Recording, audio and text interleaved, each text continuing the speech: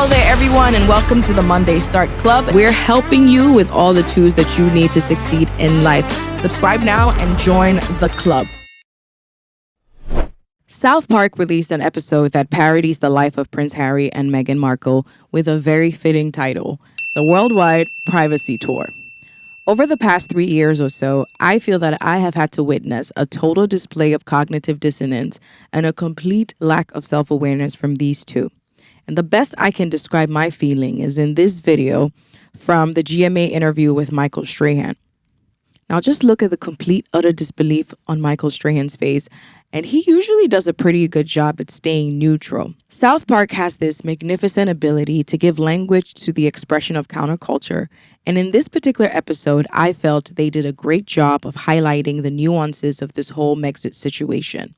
There were scenes that portrayed the emptiness and shallowness of a narcissist, themes around being self-absorbed, craving attention, and I'm sure you guys could pick up on a lot more themes from this episode, and so I would really love to hear it if you don't mind sharing that with me. I want to hear what other themes you guys picked up on in the episode. And I'm sure by now also that most of you have seen the episode or watched clips all over the internet, so my video is not so much a review of the episode, but I really want to highlight this part right here. So you hate journalists? That's right. And now you wrote a book that reports on the lives of the royal family. Right. So you're a journalist. This is really where the rubber meets the road for me. When you're so busy pointing your finger at somebody else, it can be difficult to see the three fingers that are pointing back at you.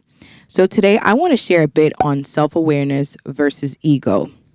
According to Eckhart Tolle, this is how Google says his name is pronounced. So if it's pronounced any other way, apologies, you can let me know, but this is what Google says. According to Eckhart Tolle, ego and awareness cannot coexist. Ego can be defined as a state of complete identification with a voice in the head or with a particular emotional impulse. Awareness then can be understood as the instance of being able to recognize we have a choice. Isn't it so interesting that Harry doesn't think he has a choice? I'm going to be using the word ego to describe Prince Harry, and I'd like us to take it with a grain of salt because ego itself is not a terrible thing. I understand that in different schools of thought, ego can be used to mean different things, but I'm going to be using ego in the generally understood meaning of the word. I find that we all need a healthy dose of ego to keep us sane and to some extent even keep us protected. Some of us are able to set and stick to personal boundaries because of our ego. Some of us are able to say no to things that are not beneficial to our well-being because of our ego. And others are able to channel a better version of themselves because of ego. Ego becomes a problem when it is too inflated that there's not enough room for other reflecting guides to exist. So this is where I slightly disagree with Eckhart Tolle's definition because you can have a bit of ego and some self-awareness coexisting in the same space if you are able to use them both in appropriate measures. So we're going to look at a clip from the Netflix documentary and put it side by side with a clip from the GMA interview and then add on the South Park clip that I already showed.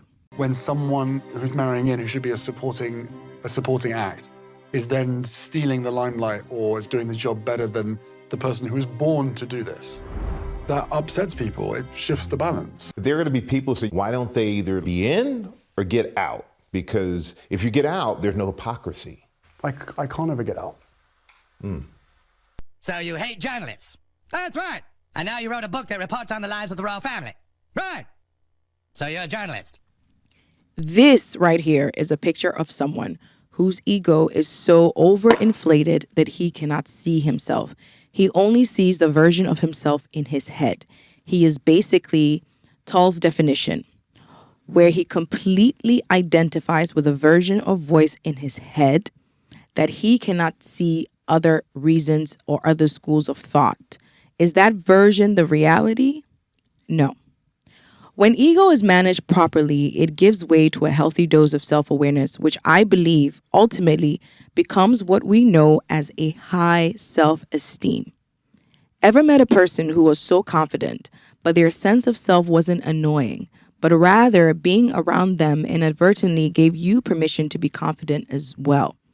A high self-esteem is thinking highly of yourself enough to go confidently after the things you want, but not to the point that you cannot stop along the way to give someone else a helping hand. So how do we manage our egos? I'm glad you asked. Number 1, break the unhealthy attachment by detaching yourself from the behaviors that don't make you see others. If it is hard for you to respect other points of view, it might be to your benefit to take a step back and try to figure out why. There's a subconscious behavior that is attached to that. You may probably be tuning people out as they speak. You may have a hard time trusting the words of others. You may feel internally that no one else is as good as you. There's always something there. So pause for a minute and just take note of what that is. You have to look at that behavior as a separate entity outside of you, which brings me to number 2. When you look at that behavior as a separate entity outside of you, you notice yourself without fighting it. When you spend time with yourself, you might be introduced to certain things about yourself that may not make you happy. And one of the toughest things to have to deal with is realizing that some of the not so nice things that people say about us might potentially be true. And usually when we come to this internal realization, our initial instinct is to fight it, is to defend ourselves. There's no way I'm rude. There's no way that I'm selfish. There's no way that I don't take other people into consideration. This is the moment where we come to terms with what we've heard people say or with the negative impressions that people might have about us. But no growth comes from fighting. The best place to start is to simply notice it. Notice without resistance.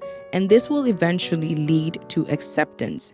And it's not the kind of acceptance that says, I'm going to live with these bad habits and behaviors, but it is the kind of acceptance that says, I'm going to do the work to change. I've also noticed that self-awareness sometimes comes with age and experience.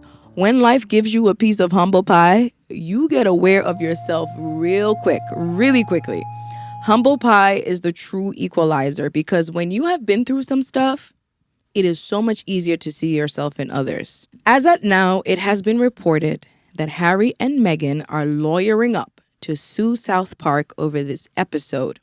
And this further proves the whole point of the episode.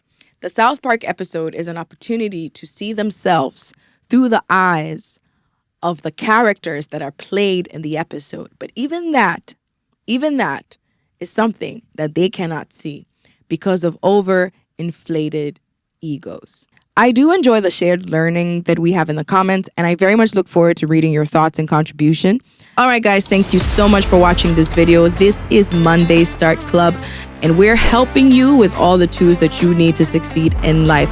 Please like and subscribe. It will mean a lot to me, and I will definitely see you in the next video.